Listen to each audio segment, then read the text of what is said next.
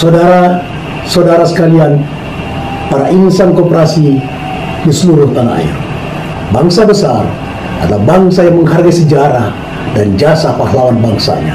Bung Hatta adalah pahlawan ekonomi Pancasila, ekonomi gotong royong, ketua tim perumus pasal 33 Undang-Undang Dasar 1945. Setiap kali mengenang Bung Hatta, kita sesungguhnya menjalani nasihat bijak Bung Karno tentang jas merah. Jangan sekali-kali meninggalkan sejarah. Sebagai bentuk penghargaan kita kepada Bung Hatta, saya mengajak saudara-saudari sekalian untuk menelusuri jejak-jejak dan nilai-nilai perjuangan sang proklamator dan negarawan ulu yang cerdas, religius, jujur dan sederhana. Dan pejuang nasional sejati, dialah mercusuar ideologi ekonomi gotong royong pasal 33. Dialah Bapak Koperasi Indonesia. Proklamasi.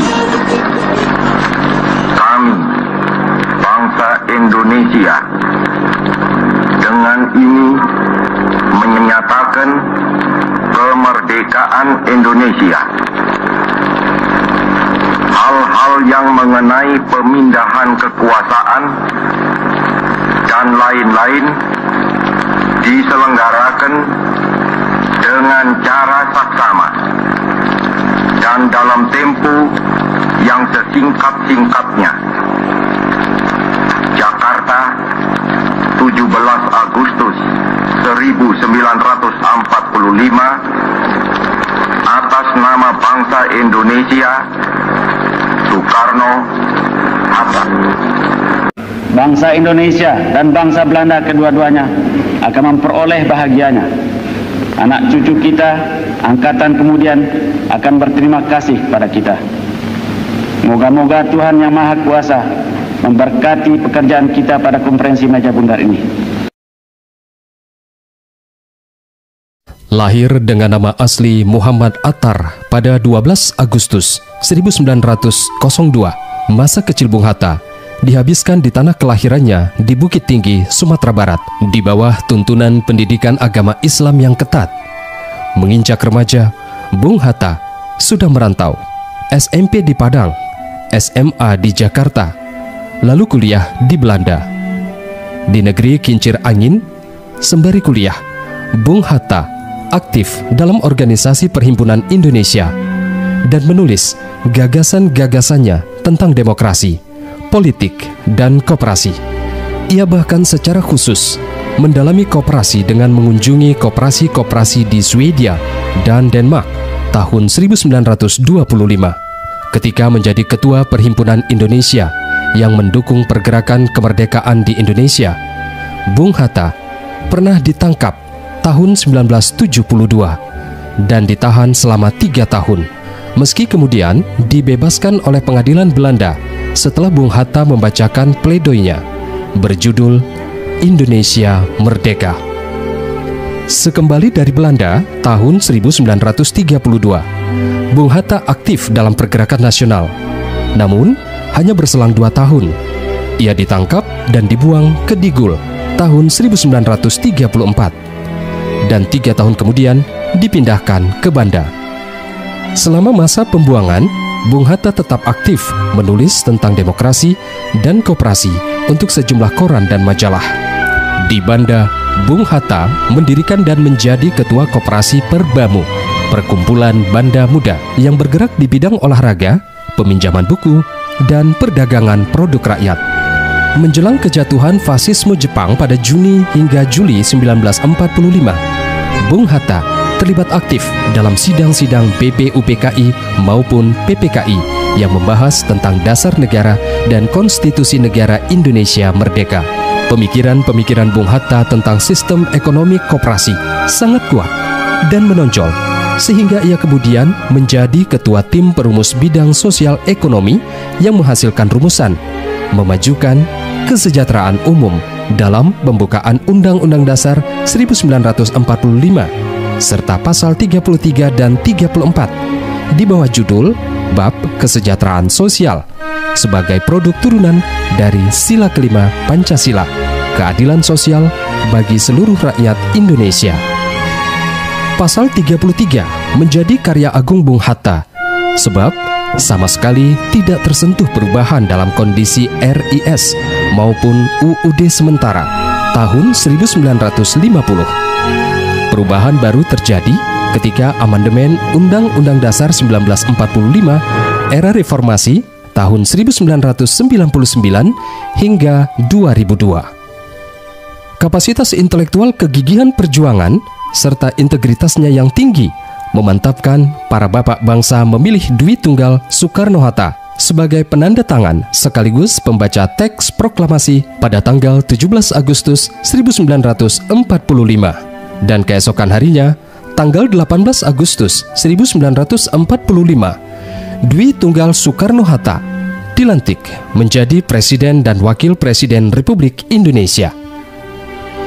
Jejak dan warisan berharga Bung Hatta bagi negeri ini justru terukir di masa genting Perang Kemerdekaan tahun 1945 hingga 1949. Salah satu catatan tinta emas Bung Hatta ialah tatkala sukses sebagai pemimpin delegasi Indonesia memperoleh pengakuan kedaulatan dalam forum konferensi meja bundar di Belanda tahun 1949. Masukan perjalanan Bung Hatta lewat pesawat dan pidato singkat di KMB. Selain mahakarya pasal 33 dan 34 Undang-Undang Dasar 1945, Bung Hatta juga berpikir dan berjuang keras agar amanat pasal 33 ayat 1 perekonomian disusun sebagai usaha bersama berdasarkan azas kekeluargaan benar-benar terwujud. Meski situasi Republik masih sangat genting dalam periode Perang Kemerdekaan, Wakil Presiden Bung Hatta tetap berusaha hadir dalam Kongres Koperasi pertama 11 hingga 14 Juli 1947 di Tasikmalaya. Dalam kunjungan ke daerah-daerah sebagai Wakil Presiden ataupun Perdana Menteri, Bung Hatta selalu menyempatkan diri mengunjungi koperasi setempat dan menggelorakan semangat berkoperasi kepada masyarakat lokal. Pada hari Koperasi 12 Juli 1951, Bung Hatta mengucapkan pidato terkenal berjudul Membangun Koperasi, Koperasi Membangun. Atas gagasan-gagasan tentang koperasi Indonesia modern yang diadopsi dari Eropa, keyakinan dirinya saat merumuskan frase koperasi dalam pasal 33 UUD 1945, serta kegigihannya memajukan ekonomi rakyat melalui koperasi, akhirnya ia diangkat sebagai Bapak Koperasi Indonesia dalam Kongres Koperasi kedua tahun 1953 di Bandung. Sederhana, jujur, merakyat, tetapi tegas dan berani, tidak populis demi nilai-nilai yang diyakininya. Itulah kekuatan di balik ketokohan Bung Hatta. Kesederhanaan dan kejujuran Bung Hatta bahkan tampak jelas ketika ia sedikit pun tidak memanfaatkan jabatannya sebagai nomor 2 di negeri ini. Tahun 1952, Bung Hatta mengajak istri dan saudara serta sekretarisnya naik haji dengan memakai uang honor bukunya yang terbit di Belanda. Ia naik haji sebagai rakyat sehingga menolak tawaran Bung Karno untuk memakai fasilitas negara. Jabatan Wakil Presiden justru ia tinggalkan tahun 1957 ketika merasa tidak sejalan lagi dengan Bung Karno soal arah demokrasi dan pembangunan nasional. Namun, perbedaan pandangan dan kritikan-kritikan kerasnya kepada Bung Karno usai mundur dari Wakil Presiden bukanlah tembok pemisah di antara Dwi Tunggal.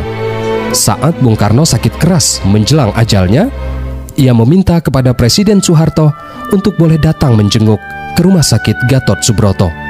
Di sana, kedua proklamator saling memaafkan tanpa kata-kata. Bung Karno yang sudah sulit bergerak dan berbicara hanya bisa memandang Bung Hatta sambil meneteskan air mata. Mata Bung Hatta berkaca-kaca dan memijat-mijat kaki Bung Karno. Itulah perjumpaan terakhir kedua pendiri negeri ini. Di masa tua, usai mundur dari kursi Wakil Presiden, Bung Hatta menghidupkan istri dan anak-anaknya dari gaji pensiun yang sekarang bernilai sekitar 1,5 juta rupiah. Untuk mencukupi kebutuhan keluarga, Bung Hatta mengandalkan honor dari menulis dan mengajar di kampus-kampus. Demikian sederhana dan jujurnya. Sampai-sampai Bung Hatta tidak mampu membeli sepatu merek Bali, impiannya, hingga ia menghembuskan nafas terakhirnya. Hari itu, 14 Maret 1980, sang pahlawan demokrasi dan koperasi itu pergi untuk selamanya, 10 tahun setelah kepergian Bung Karno. Seluruh negeri berduka. Dwi Tunggal tersisa sudah tiada lagi. Kedukaan dan rasa kehilangan yang tiada tara diungkapkan musisi legendaris Iwan Fals dalam sebuah lagu berjudul Bung Hatta. Sesuai surat wasiatnya, Bung Hatta dimakamkan di TPU Tanah Kusir, bukan di Taman Makam Pahlawan Kalibata, karena ia ingin tetap dengan rakyat.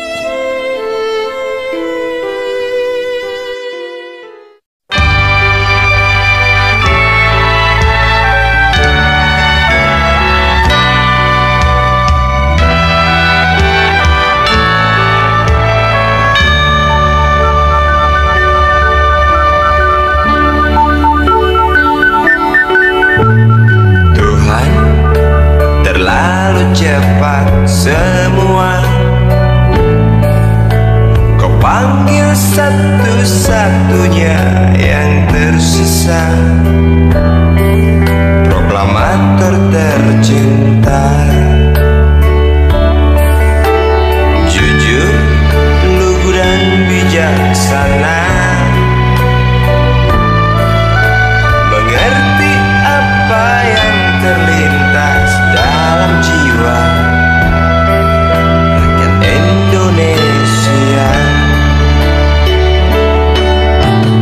Hujan air mata dari pelosok negeri saat melepas engkau pergi.